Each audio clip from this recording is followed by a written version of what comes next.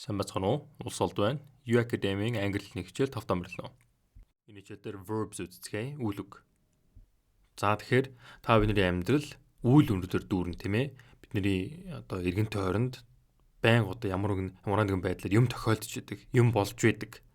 Тийм ч учраас тэр үйл үрэлийг заасан үйл үг одоо гагцхүү хилзүүн хамгийн чухал үг болж таарж байгаа. Юу болсон, юу хийсэн, юу хийх вэ? Юу болж байсан бэ? Юу болж байна? Юу хийдэг вэ? Ямар байдалтай вэ?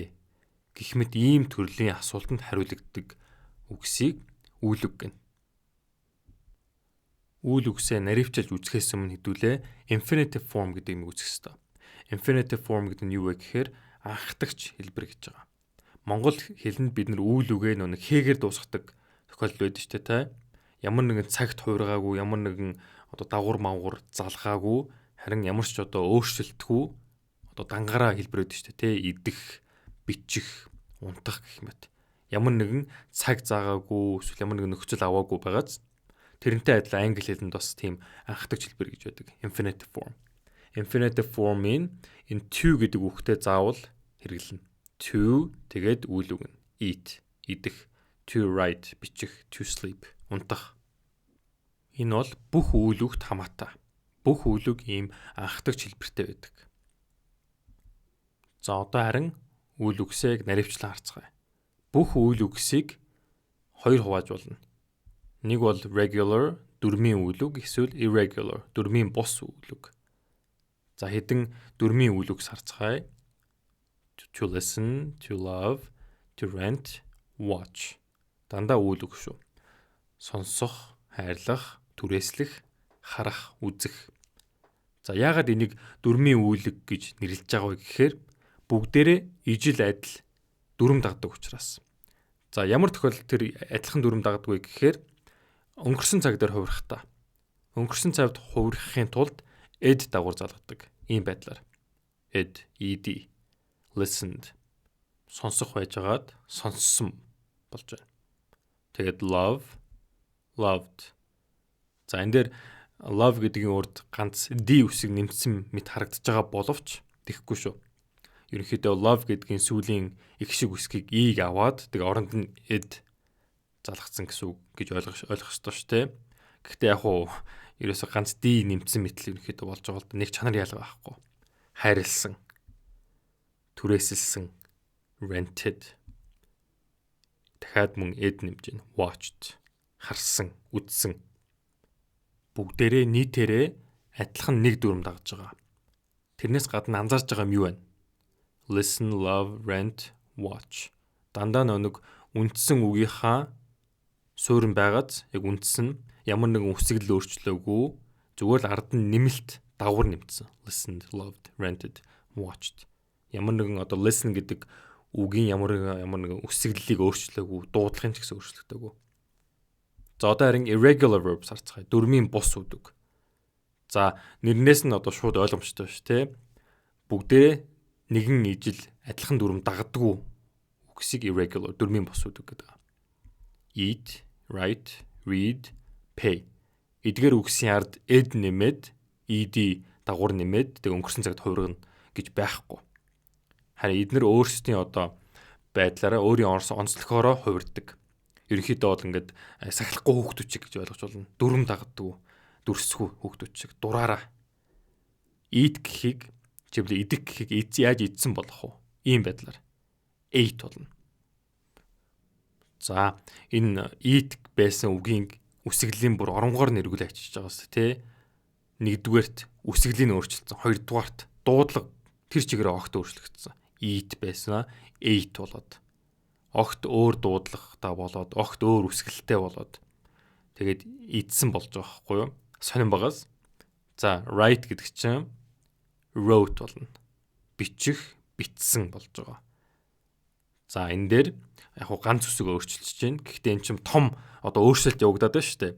Write байсан үгийн I үсгийн тэр чигээр нь солиод өөр үсгээр сольжно гэдэг чинь одоо үгийн үндэс нь одоо үсэглэл өөрчлөгдөж байна гэдэг чинь тэр чигээр хувирж гин гэж ойлгоо шүү дээ. Wrote, бичсэн. За read, унших. Тэгээд өнгөрсөн цаг дээр уншсан ямар болох вэ? Read болно. За энэ дээр бас онцлог юм байна. Үсгэл нь огт өөрчлөгдөхгүй, гэхдээ дуудлага нь өөрчлөгдөж байгаа. Улаан гэдэг үг гэдэг нь шүү дээ, тэ? Red яг тэрнтэй адилхан уншигдана. Өнгөрсөн цаг дээр уншсан гэх. Red. За энэ бас нэг онцлог байгаа. Үсгэл нь өөрчлөгдөхгүй, гэхдээ дуудлага нь өөрчлөгдөнө. Тэгээ дээдлийн хоёр үг нь болохоор яалаа үсгэл өөрчлөгдсөн, бас дуудлага өөрчлөгдсөн. За энэ read гэдэг дээр болохоор үсгэл өөрчлөгдөхгүй, гэхдээ дуудлага өөрчлөгдөнө. За тэгээ сүүлийнх pay. Төлөх, одоо төлсөн боллоо.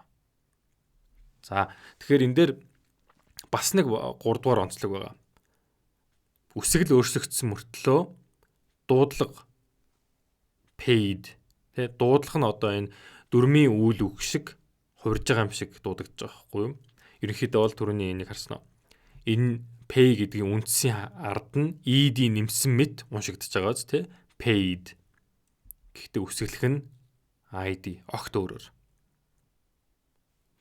Дөрмийн бос үйл үгийн бас нэг өөр онцлог нь юу вэ гэхээр энэ өнгөрсөн цаг дээр бас нэг өөр хэлбэртэй байдаг. Тэгэхээр зүгээр одоо 8 wrote read гэдгийг одоо чийжлээд байхгүйгээр дахиад нэг өөр нэг өнгөрсөн цаг дээрх үгийг бас чийжлэх хэрэгтэй болох нь шүү дээ. Тийм учраас ингээд ийм өөрөөр байдаг учраас irregular дөрмийн бос үйл үгсийг бүгдийг цээжлэхээс өөр арга байхгүй. Ямарваа нэгэн дүрм дагдаг учраас те харин дөрмийн үйл үгс зүүн талд байгаа үгсийг зүгээр ингээд үндсэн байдлаар ингээд цээжлэхэд болно. Үндсэн утгыг нь ойлгочход ягаад гэвэл яаж өнгөрсөн цаг дээр хувирах уу ed дагавар залгаад болоо. Харин баруун талд байгаа үгсийг нэг бүрчлэн цээжлэх ёстой. За үйл үгс цаашаага ерөнхийдөө 3 төрөлд хуваагдана. Нэгдүгээрт action. Үйлдэлт үйл үг. Ямарваа нэгэн одоо үйлдэл заасан, өрнөл заасан үйл үг. Ерөнхийдөө энэ бол та бидний мэддэг үйл үг багхгүй юу? Та бидний мэддэг дийлэнх үйл үгийн одоо төрөл. Гүйх, сэлэх, бичих, унтах, унгаах, унах гэх мэт. Тоглох, тий? За энэ бол тэгэхээр action. Бараг дийлэнх үйл үгсийн одоо төрөл бодол энэ байдаг. Хоёрдугаарт холбох үйл үг. Холбох үйл үг нь ямарваа нэгэн үйл өрнөл заасан үйл үг биш, харин холбож өгдөг. Юу холбож өгдөг вэ гэхээр үлийн эзнийг нэр үг эсвэл тэмдэг нэртэй холбож өгдөг. За эцсийн зорилго нь юу вэ гэхээр тэр үлийн эзнийг хэн бэ эсвэл ямар вэ, ямар шин чанартай вэ гэж өгүүлэхэд хэрэглэгддэг. Тийм төрлийн үйл үгийг холбох үйл үг гин шүү. За тэгээ 3 дугаарт auxiliary эсвэл helping туслах үйл үг. Яадаг байх нь вэ? Тусалдаг байх нь шүү, тэ. Юунд тусалдаг вэ гэхээр үндсэн үйл өгтөд тусалдаг. Action одоо үйлдэлт үйл өгтөд тусалдаг төрлийн үйл үг байх нь. Яаж тусалдаг вэ гэхээр тэдгээр үйл үгсийг ямар нэгэн цагт хувирахад тусалдаг. За одоо харин эдгээр үгсийг нэг бүрчтэй харъя. Үйлдэл үйл үгс.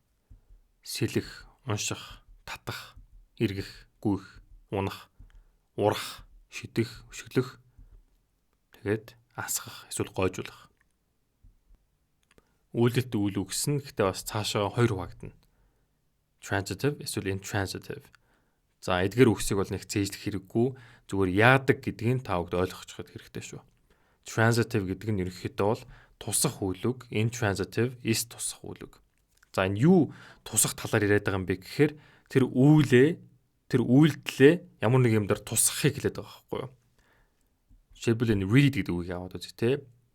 За үйлбэрт ашиглая. I read. Би уншдаг. За би уншдаг гэд хэллээ. Тэгээд үйлбэрээ зогсоочвол одоо ингээд дуусчихвол те өөр хин нэг нь асууж магадгүй ш. Юу уншдаг ингээд. Нэг нэхэгдээд байгаа цаанаасаа уншдаг, юу уншдаг. За ингэж нэхэгдэжээвэл энэ үйл үг тусах үйл үг байна гэж ойлгоно. Ямар нэг юм нэхэгдэж байна те юу уншдаг. A book. I read a book. Би ном уншдаг. За энэ тохиолдолд a book гэдэг нь тусахдах хүн. Яагаад гэвэл энэ үгэнд тэр унших үйлдэлийг өөр дөр тусгаж авч байгаа учраас. Тэгэхээр энэ transitive гэдэг нь ерөнхийдөө бол бас шилжих гэсэн утгатай л дээ. Тэр энэ read унших үйлдэл нь надаас ном руу шилжиж байгаа байхгүй юу? Тусч байгаа. Тийм учраас transitive гэдэг анги дээр нэрлэж байгаа. За миний түрүүний бас хэлсэн. За цээжлэх хэрэггүй нэршлиг зүгээр яадаг учиртайг нь ойлгочиход болно. Нөгөө талд харин laugh. Инех. За өгүүлбэрт ашиглая. I laugh. Би инээдэг. Би инээдэг гэж хэлээд өгүүлбэрээ дуусгачвал яг уу болох нь байна те. Юу инээдэг гэж нэхэхгүй байгаа хэвээр тийм төрлийн асуулт. Юу инээдэг? Би ном инээдэг үү? Сонин штэ те. Шал утахгүй байгаа хэвээр. Тэгэхээр тийм учраас энэ laugh гэдэг үг тэр үйлээ ямар нэг юм дээр шилжүүлэхгүй, ямар нэг юм дээр тусгахгүй байгаа учраас энийг эс тусах үйл үг гэж нэрлэж байгаа. Хоёрдугаар төрөлт нь холбох үйл үг. To be. За to be бол аргагүй одоо англи хэлэнд хамгийн өрмөц үйл үг, хамгийн олон хэлбэртэй мөн одоо хамгийн их хэрэглэгддэг. Feel, turn, taste, look, become, seem. За энэ эдгээр үйл үгсийн тухай нэг санах юм юу вэ гэхээр эдгээр бүгдээр ямар нэгэн үйл өрнөл заагаагүй байхгүй юу? Харин ямар хэрэгтэй вэ гэхээр үүлийн эзнийг хэн бэ? Ямар вэ? Ямар байдалтай байна вэ гэж хэлэхэд тусалдаг. Тэгж хэрэглэгддэг үйл үгс. Жишээлбэл энэ taste гэдэг үгийг аваад үзье л да. Taste. Нэг талд нь амтлах. Амтлах бол байж болно. Гэхдээ нөгөө талд нь амтагдах гэсэн утгаас авах болж байгаа. Ямар нэгэн юм гоё амтагдж байвал юу гэж ойлгохоор вэ? Тэр одоо тэр гоё амттай юм ямар нэг үйлдэл хийгээгүй шүү дээ, тэ? Харин тэр гоё амттай юм ямар байдалтай байна вэ гэж хэлж өгч байна. За би гэдгийг аваад үзье. За би гэдэг олон хэлбэртэй. Нэг нь am. За I am your father. Би чиний аав. Би чиний эцэг. За энэ дээр би гэдэг хүн тийм ээ гол үглийн эзэн би ямар нэг юм хийгээгүй тийм ээ. Тийм биз дээ те. Харин би гэдэг хүний тухай ямар нэг юм хэлж байна. Хэн бэ эсвэл ямар вэ? Ямар байдалтай вэ гэд. За энэ тохиолдолд ерөнхийдөө бол нэрлж байна л да. Тодорхойлж өгч байна. Би гэдэг хүн your father гэдэгтэй одоо холбож өгч байна. Аль альныгаа одоо биенийгаа тодорхойлж өгч байгаа байхгүй юу? Би гэдэг хүн бол чиний эцэг гэсэн утгатай холбож өгч байгаа. За look гэдгийг аваад үзье. Look гэдэг чинь харах гэсэн үг те. Гэхдээ бас нөгөө талаас нь харагдах байж болно.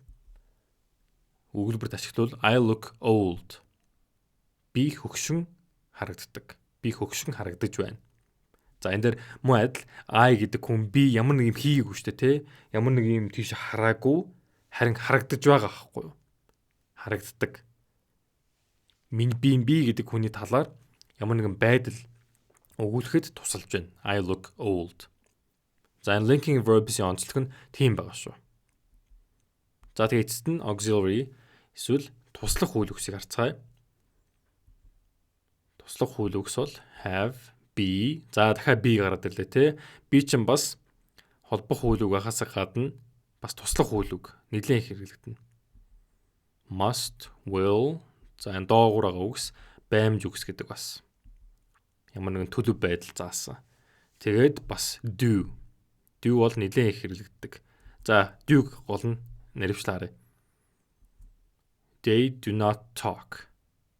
За энэ дээр яаж тусалж байна гол нь энэ дээр үгүйсгэхэд тусалж байгаа байхгүй юу? They talk. Do not гэдгийг авч хаяад they talk гэсэн бол тэд ярьдаг болчихж байна. Харин do not гэж оруулснаар энэ өгүүлбэрийг үгүйсгэхэд тусалж байгаа байхгүй юу? Үндсэн үйл үг нь talk, ярих, тэр бол огт өөрчлөгдөхгүй. Харин гол нь утгын эсрэг утгатай болгож байгаа. Болгоход тусалж байгаа. They do not talk. Энэ хичээл дээр үйл үг гэдэг үгийн аймаг үзлээ. За гагцхүү одоо ямарваа нэгэн хэл зүүн цөм болдог үг бол үйл үг. Ягаад гэвэл бидний одоо амьдрал тий үйл өрнөлөөр дүүрэн үйл үггүй бол одоо энэ амьдрал гэдэг юм чинь илэрхийлж чадахгүй, тайлбарч чадахгүй, юу болж байгааг илэрхийлж чадахгүй байх нь шүү тий. Тийм учраас одоо миний хувийн бодолтой үйл үг бол хамгийн чухал төрлийн үг. Тийм учраас сурагч та ер нь ямарваа нэгэн хэл зөвхөн англи хэлч биш ямарваа нэгэн хэл сурахдаа хамгийн түрүүнд үйл үгээ цээжлэх нь зүйтэй шүү. Энэ бол та бүхэнд одоо өгж байгаа зөвлөгөө шүү багш ахна. За энэ хичээл та таалагсан гэдэгт итгэлтэй байна. Дараа хичээл дээр уулзцгаая.